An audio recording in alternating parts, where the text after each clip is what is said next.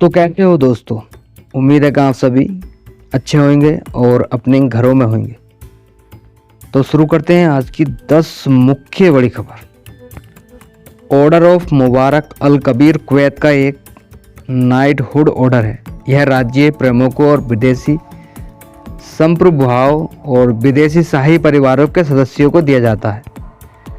नरेंद्र मोदी ने रविवार को कुवैत के सर्वोच्च सम्मान the order of Mubarak Al Kabir से सम्मानित किया गया। यह किसी देश द्वारा उन्हें दिया जाने वाला 20वां अंतर्राष्ट्रीय पुरस्कार है। नरेंद्र मोदी को कुवैत में कुवैत के अमीर शेख मैसाल अल अहमद अल जबर अल सबा द्वारा कुवैत के सर्वोच्च सम्मान the order of Mubarak Al Kabir से सम्मानित किया गया था।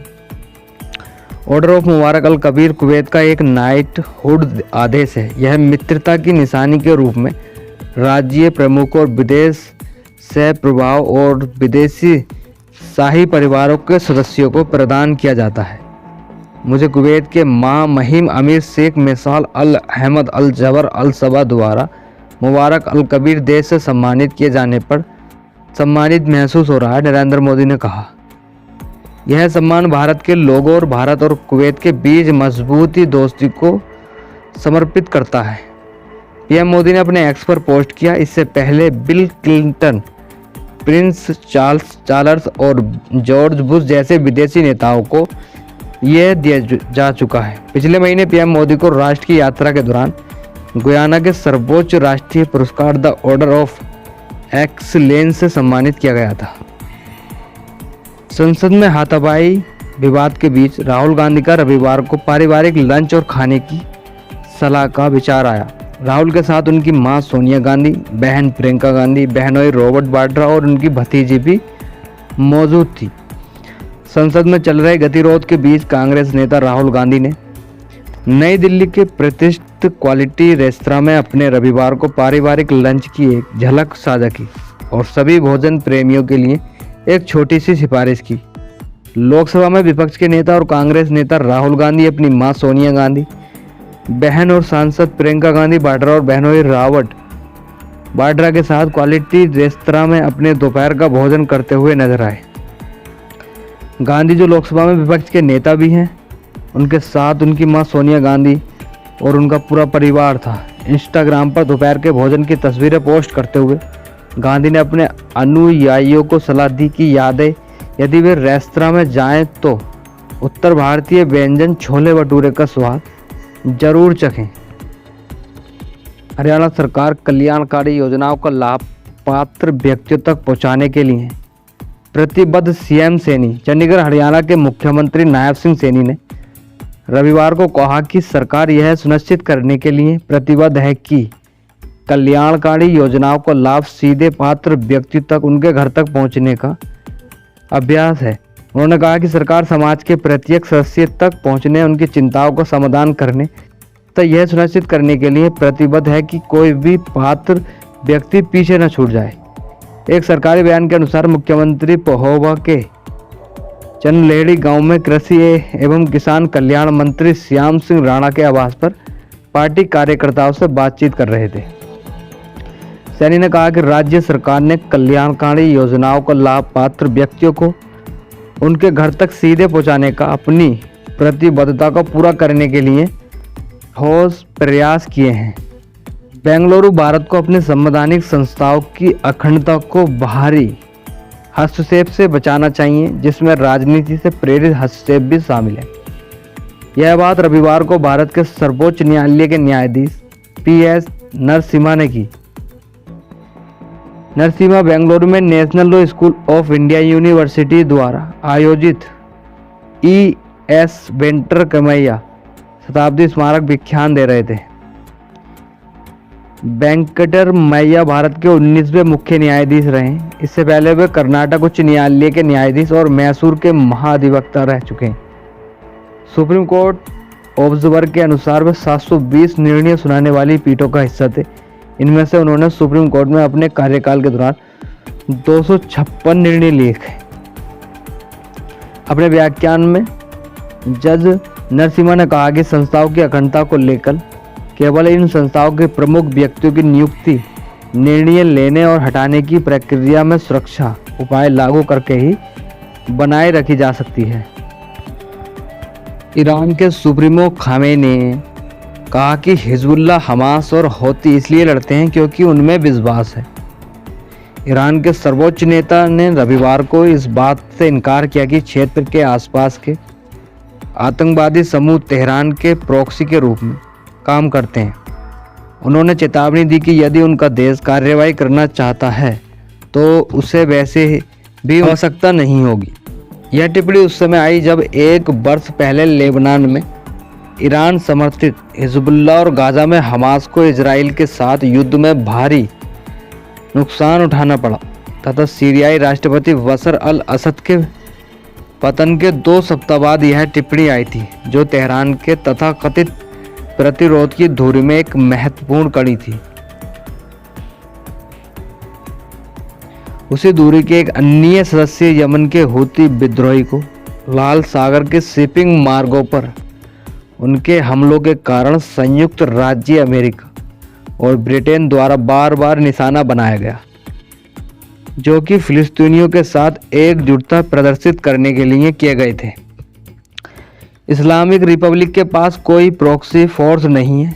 यमन लड़ता है क्योंकि उसके पास आस्था है, हिजबुल्लाह लड़ता है क्योंकि उसके पास आस्था की शक्ति है, उसे मैदान में खींचती है। हमास और इस्लामिक जिहाद लड़ते हैं क्योंकि उनके विश्वास उन्हें ऐसा करने के लिए मजबूर करते हैं।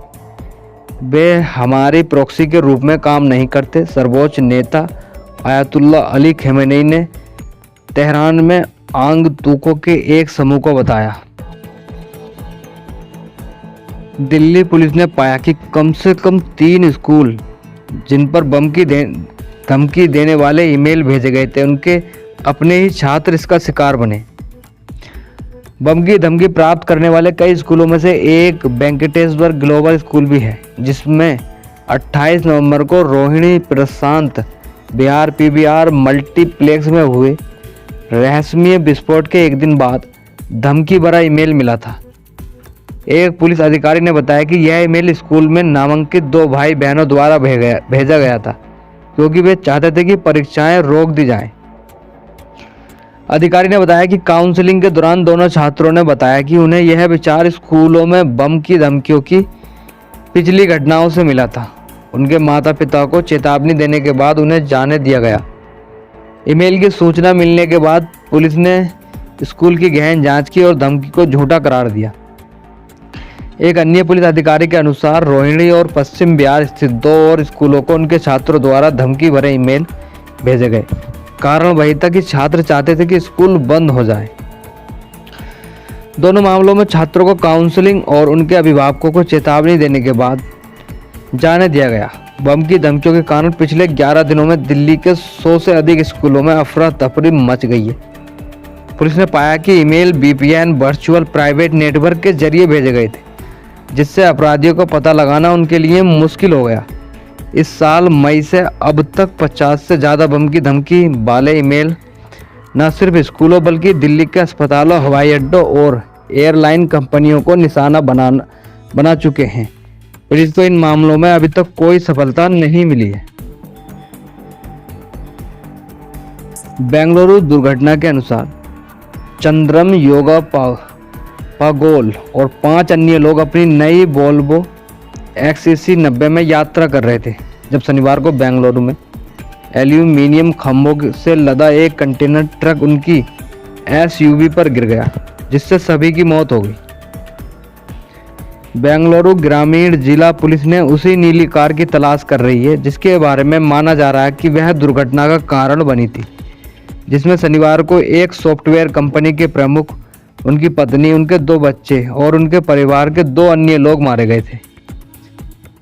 IAST सॉफ्टवेयर सॉल्यूशंस के MD और CEO 48 वर्षीय चंद्रम योगा पागोल और 5 अन्य लोग अपनी नई वोल्वो XC 90 में यात्रा कर रहे थे जब नेल मंगला के पास सुबह करीब 11 बजे विपरीत दिशा से आ रहा एल्यूमीनियम के खंभों वाला एक कंटेनर ट्रक SUV पर गिर गया।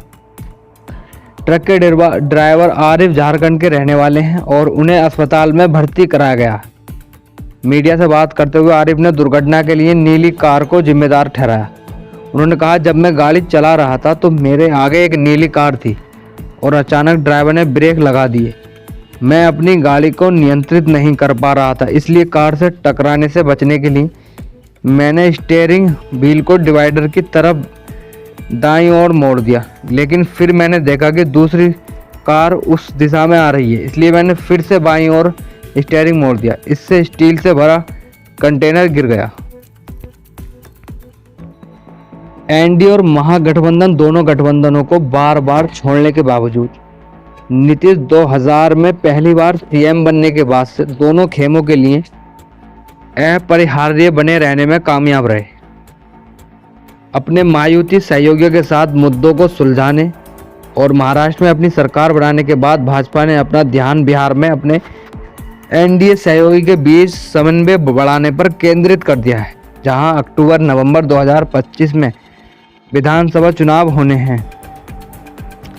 बिहार में राजग के घटक दलों ने स्पष्ट कर दिया है कि मुख्यमंत्री और जेडीयू अध्यक्ष नीतीश कुमार आगामी विधानसभा चुनाव में फिर से गठबंधन के पक्ष करेंगे। उन्होंने इस अटकल को खारिज कर दिया कि सत्तारूढ़ गठबंधन इस मामले में पूर्ण विचार कर सकता है। यह चर्चा केंद्रीय गृह मंत्री अमित शाह की हाल ही में एक नए चैनल को दिए गए साक्षात्कार के बाद शुरू हुई, जब उन्होंने 2025 के बिहार चुनावों के लिए एनडीए के पक्ष में बारे में कहा कि हम एक साथ बैठेंगे और फैसला करेंगे। इस बात को पुख्ता करने के लिए एनडीए ने नीतीश के पक्ष में पूरे राज्य में एक बड़ा संयुक्त अभियान की घोषणा भी की है। इस योजना के अनुसार नीतीश राज्य के हर जिले में एनडीए की संयुक्त बैठकों को संबोधित करेंगे, जिसकी शुरुआत 15 जनवरी को पश्चिमी चंपारण के बगहा में एक बैठक से होगी। इसके बाद वे पूर्वी चंपारण, सीतामढ़ी से बाहर और मुजफ्फरपुर जाएंगे और 22 जनवरी को वैशाली में एक बैठक के साथ इस अभियान के पहले चरण का समापन करेंगे। यह फैसला मेटा के स्वामित्व वाले व्हाट्सएप द्वारा एनएसओ समूह के खिलाफ दायर मामले में आया है, जिसके मामले में न्यायाधीश फिलिस हैमिल्टन ने कहा कि इजरायली स्वाइपवेयर निर्माता 1400 व्हाट्सएप उपयोगकर्ताओं के उपकरणों को लक्षित करने के लिए उत्तरदायी है। पहली बार अमेरिका की एक अदालत ने इजराइल के एनएसओ समूह को उसके घुसपैठिया स्पाईवेयर पेगासस के लिए उत्तरदायी ठहराया, जिससे कंपनी के लिए जवाबदेही का एक पैमाना स्थापित हो सकता है, जिससे उसने लंबे समय तक कथित तौर पर काम करने का आंका था। मेटा के स्वामित्व वाले व्हाट्सएप द्वारा एनएसओ समूह के खिलाफ दायर मामले में आया है, जिसमें मामले के न्यायाधीश फिलिस हैमिल्टन ने कहा कि इजरायली स्पाईवेयर निर्माता 1400 व्हाट्सएप उपयोगकर्ता उपकरणों को लक्षित करने और कंप्यूटर धोखाधड़ी और दुरुपयोग अधिनियम CFAA के एक संघीय साइबर सुरक्षा कानून अधिनियम और कैलिफोर्निया में कैलिफोर्निया कंप्यूटर डेटा एक्सेस और धोखाधड़ी अधिनियम CDFF नामक एक समान राज्य कानून का उल्लंघन करने व उत्तरदायी है। दिल्ली विधानसभा चुनाव को लेकर विशेष सरगर्मियां तेज हैं। चुनाव से पहले मताधिकार दल बड़े बड़े दावे और वादे करने में लगे हुए हैं। इसी के साथ सरकार और नामांकन के नेताओं के बीच बार पलटवार का दौर भी लगातार जारी है। आम आदमी पार्टी आपके समर्थक और दिल्ली के पूर्व मुख्यमंत्री अरविंद केजरीवाल की ओर से दलित छात्रों को विदेश में मुफ्त पढ़ाई के लिए छात्रवृत्ति की घोषणा करने पर कांग्रेस ने आरोप लगाया है कि आम आदमी पार्टी के समर्थक और दिल्ली के पूर्व मुख्यमंत्री अरविंद केजरीवाल ने दलित छात्रों को विदेश में मुफ्त पढ़ाई के लिए दाखिला दिया है। शिक्षा के कार्टून सपने दिखा रहे हैं। दिल्ली में विधानसभा चुनाव निकट आ चुके हैं। सभी दल अपने अपने इंटरेक्टिव में लगे हुए हैं, जिसमें बाजी के साथ साथ डंके की चोट और वाद्य यंत्रों का निर्देशन भी लगातार जारी है। बता दें कि दिल्ली के पूर्व सीएम अरविंद केजरीवाल ने दलित छात्रों को विदेश में फ्री पढ़ाई के लिए एडम स्कॉलरशिप देने की घोषणा की है। लालची मौसम में हुई इस घोषणा पर अब आतंकवादी हमले भी तेजी से हो गए हैं। दिल्ली कांग्रेस का आरोप है कि दलित छात्रों को शिक्षा के लिए डिजिटल बोर्ड हासिल करने का सपना दिखाया जा रहा है।